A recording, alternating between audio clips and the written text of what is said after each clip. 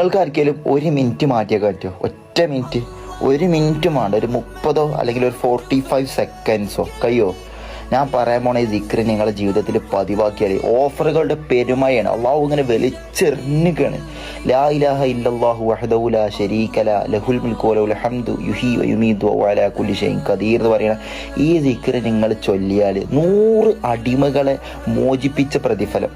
അതിലുപരി ഈ ഒരു ദിക്റ് ഒരു തവണ ചൊല്ലിയാൽ 100 വട്ടം നന്മ ചെയ്ത കൂലിയാണ്. ഒരു വട്ടം ചെയ്താൽ അതുപോലെ തന്നെ 100 തിന്മകൾ ഒരു വട്ടം ചൊല്ലിയാൽ തന്നെ അള്ളാഹു മായ്ച്ചു കളയും.